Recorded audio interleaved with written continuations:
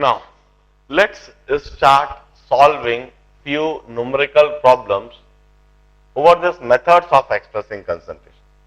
खास हमें एक मेथड से दूसरे मेथड में इंटर कन्वर्जन को समझना है. For example, 2 molar NaOH solution, 2 molar NaOH solution है और let us say its density is also given to you. Its density is 1.1. This is the density of NaOH solution. Based on this information, now can you tell me, जो सबसे आसानी से आप बता सकोगे, that is volume percentage in weight by volume. ये चीज सबसे आसानी से बता सकोगे. Volume percentage in weight by volume बताने के बाद थोड़ा डेंसिटी का इस्तेमाल करोगे. मोलारिटी की जब डेफिनेशन को प्रॉपर्ली समझोगे, एनालिसिस करोगे, तो इसके बाद आपको मुझे बताना होगा what is mass percentage of NaOH, what is mole fraction of NaOH, what is molality of NaOH, and also tell me the normality of NaOH.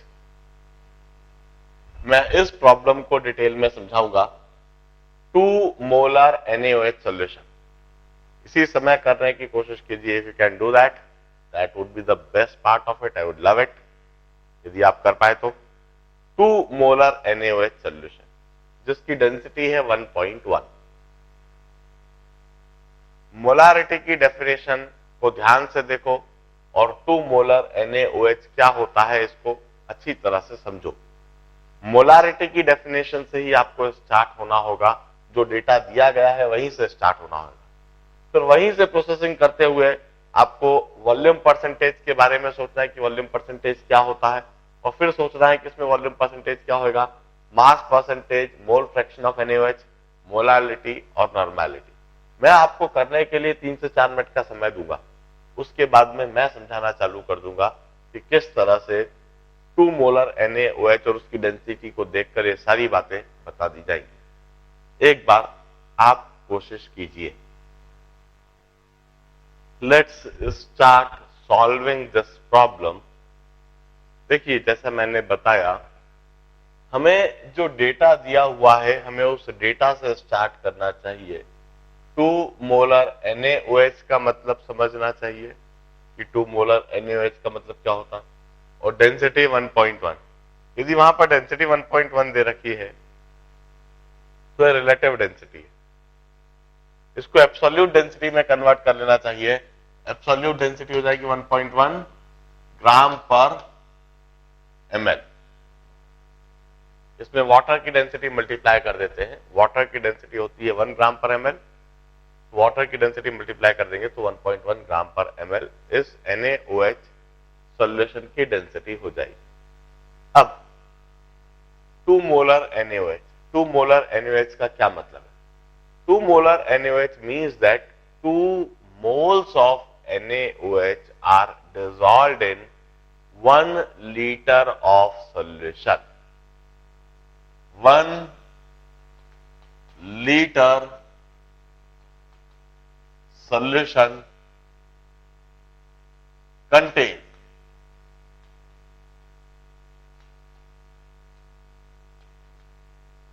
2 moles of NaOH. This is the meaning of 2 molar NaOH. अब हम conversion चालू करते हैं. इसका मतलब है 1000 ml solution contain 2 moles of NaOH का मतलब है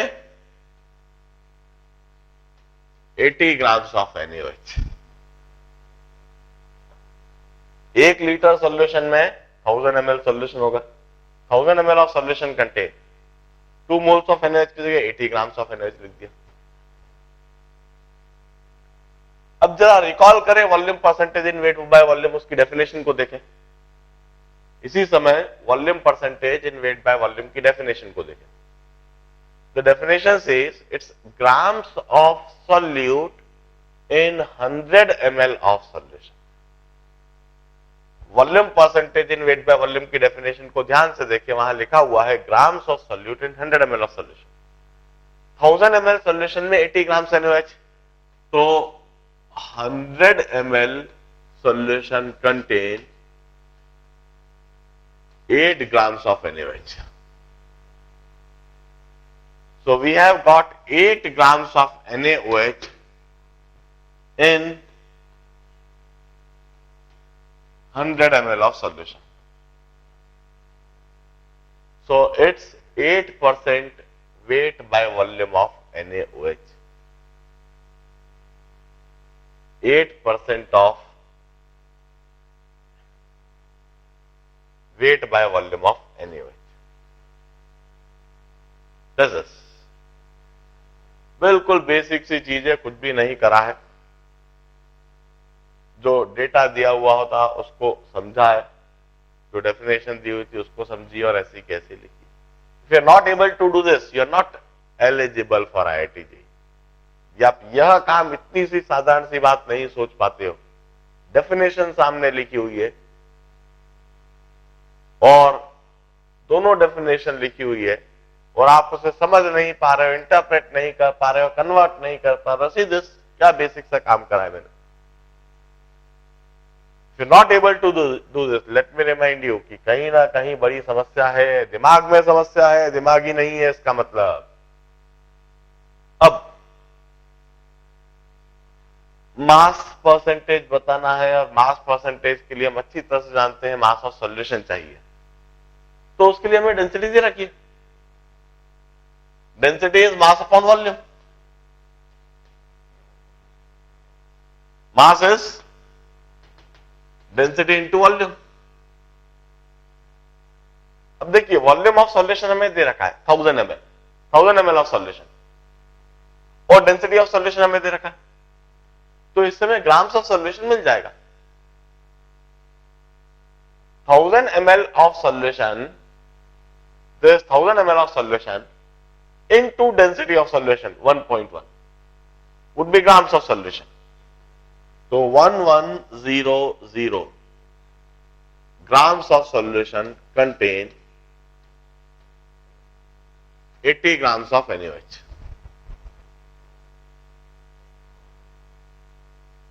thousand ml of solution volume में हमने डेंसिटी का मल्टीप्लीकेशन कर दिया तो वेट ऑफ सॉल्यूशन बन गया। 1100 ग्राम्स ऑफ सॉल्यूशन में 80 ग्राम NaOH के हैं। मास परसेंटेज आ गया। मास परसेंटेज क्या होता है? Mass of solute upon the total weight of solution into 100।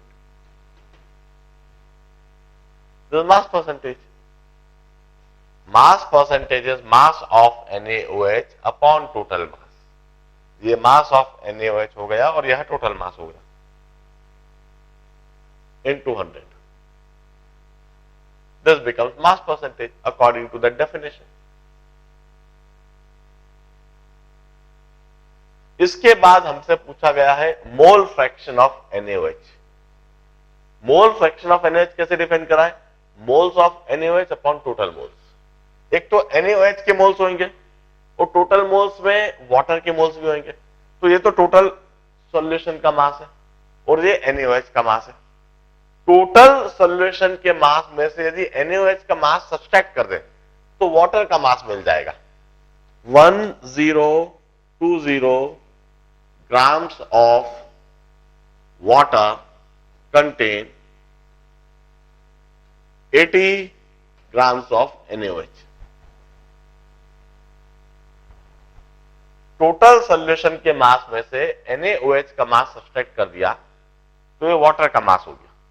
इतने वाटर में इतना NaOH डिसॉल्व है। अब मोल फ्रैक्शन के लिए मोल सही हमें, तो 1020 upon 18 moles of water contain 2 moles of NaOH. इतने वाटर के मोल्स में 2 मोल्स NaOH के डिजॉल्व है.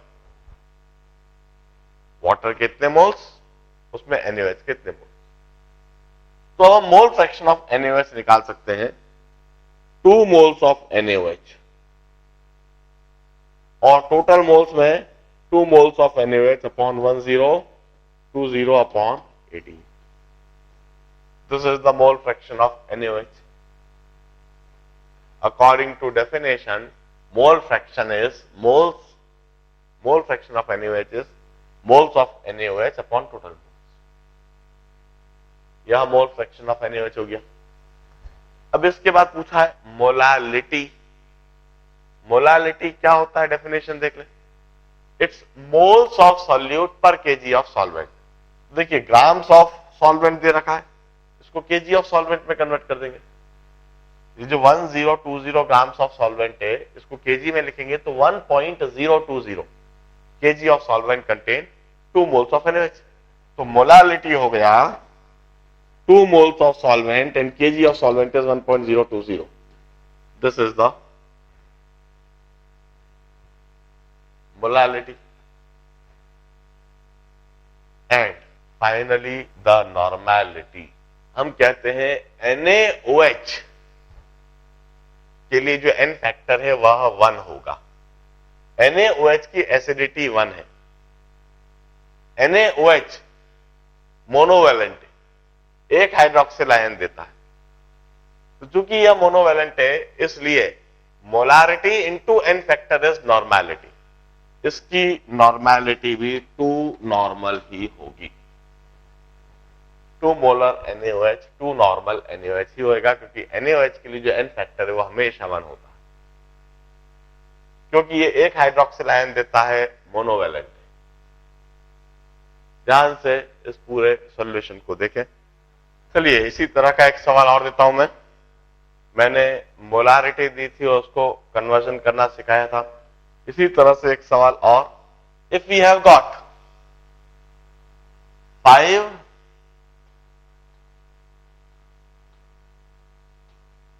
Molal urea and its density is 1.2. Let me tell you, urea is NH2 CO NH2. This is urea. Urea NH2 CO NH2 होता है. इसका molecular weight calculate करके देख लीजिए. Its molecular weight is 60. इसका molecular weight calculate करके देख लीजिए. You'll find it equal to 60. Based on this information, tell me what is mole fraction of urea,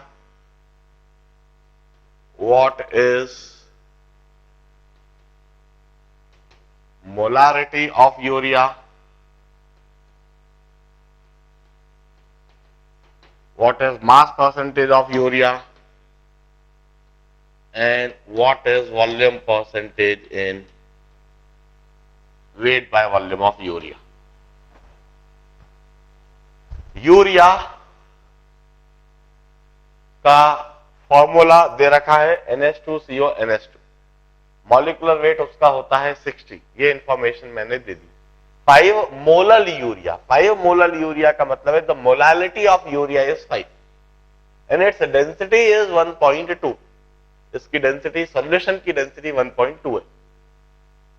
if this is the information provided to you, based on this information you need to determine and tell me कि इसमें urea का mole fraction क्या है, molarity क्या है, mass percentage क्या है, volume percentage in weight by volume क्या है. वंस अगेन आपको अभी अभी जो मैंने डेफिनेशंस बताई है, उन डेफिनेशंस को बड़े ध्यान से देखना है, समझना है, उन्हें अप्लाई करना है. आपको मोलालिटी की डेफिनेशन से स्टार्ट करना है और स्टेप बाय स्टेप सारे प्रोसेस करते हुए ये सारी चीजें लिख देना है. Try to write them. Once again I will give you 4 to 5 minutes. Now, once again, let's start solving this problem. हम 5 मोलल यूरिया से स्टार्ट करेंगे. हम अच्छी तरह से जानते हैं कि यह जो डेंसिटी है 1.2, यह रिलेटिव डेंसिटी है. इसको एब्सोल्यूट डेंसिटी में कन्वर्ट करने के लिए वाटर की डेंसिटी मल्टीप्लाई करनी होगी. वाटर की डेंसिटी होती है 1 ग्राम पर ml. तो इसमें 1 ग्राम पर ml मल्टीप्लाई कर दें, ये एब्सोल्यूट डेंसिटी बन गई 1.2 ग्राम पर ml. अब 5 मोलल यूरिया का मतलब क्या है? मोलालिटी की डेफिनेशन इसी समय बड़े ध्यान से देखें. How we had defined molality. Its number of moles per kg of solvent. Number of moles per kg of solvent. अब जब 5 मोलल यूरिया लिखा है तो 5 मोलल यूरिया का मतलब हुआ 1 केजी ऑफ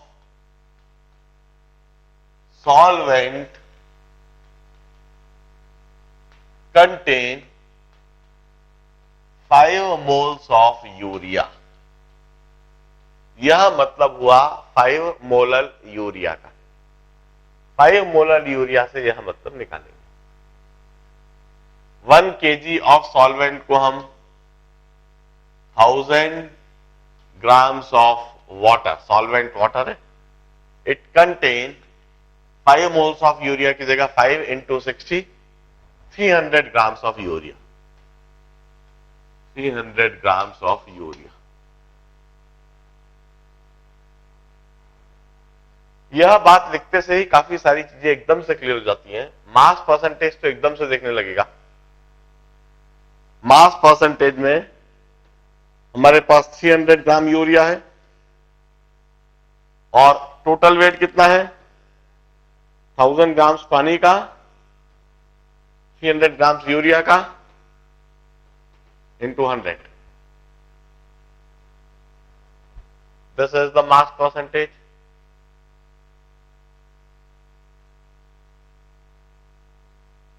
अब मोल फ्रैक्शन बड़ी आसानी से लिखा जा सकता है, क्योंकि 1000 ग्राम्स ऑफ वाटर का मतलब है 1000 अपॉन 18 मोल्स ऑफ वाटर और 5 मोल्स यूरिया के. Mole fraction means moles of urea upon total moles. Total moles में 5 moles of urea plus 1000 by 18 moles of water. तो टोटल मोल्स हो गया 5 प्लस 1000 by 18 और मोल्स ऑफ यूरिया 5 हो गया. इस तरह से मोल फ्रैक्शन ऑफ यूरिया लिख दिया हमने. अब हमें मोलारिटी चाहिए, वॉल्यूम परसेंटेज चाहिए, इसमें वॉल्यूम ऑफ सॉल्यूशन चाहिए. वॉल्यूम ऑफ सॉल्यूशन के लिए पहले मास ऑफ सॉल्यूशन हम निकाल लें. देखिए 1000 ग्राम्स ऑफ वाटर में 300 ग्राम्स यूरिया के, तो हम कहेंगे 1300 grams of solution contain 300 grams of urea. Mass of solvent plus mass of solute, दोनों masses को ऐड कर दिया तो हमें यह mass of solution मिल गया. This much grams of solution contain this much grams of urea. अब देखिए density is equal to mass upon volume. Volume is equal to mass upon density.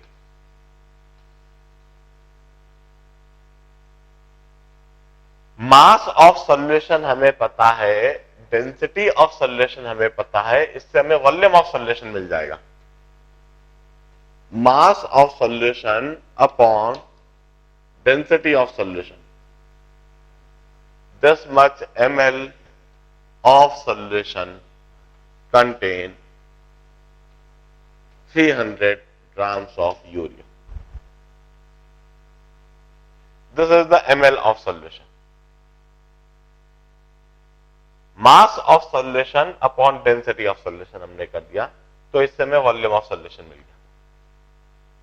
अब हम सोचे जरा कि वॉल्यूम परसेंटेज की डेफिनेशन हमने कैसे लिखी? इट्स ग्राम्स ऑफ सॉल्यूट पर 100 ml of solution. 100 ml solution में जितने ग्राम सॉल्यूट के, अब देखिए 300 ग्राम सॉल्यूट के 300 ग्राम सॉल्यूट के कितने ml सॉल्यूशन में?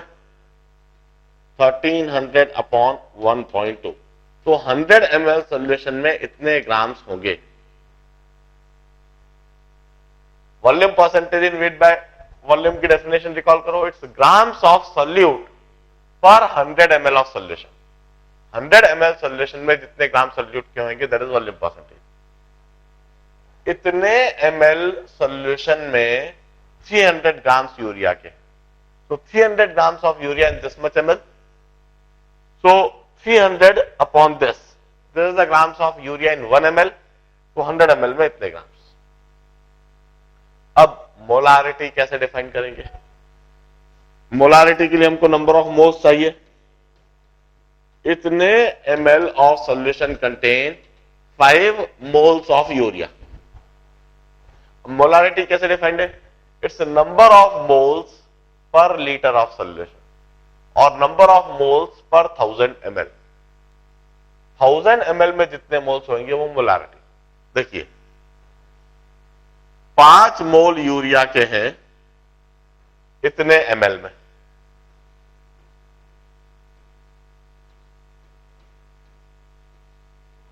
पांच मोल यूरिया के इतने ml में, तो 1000 ml में इतने मोल्स।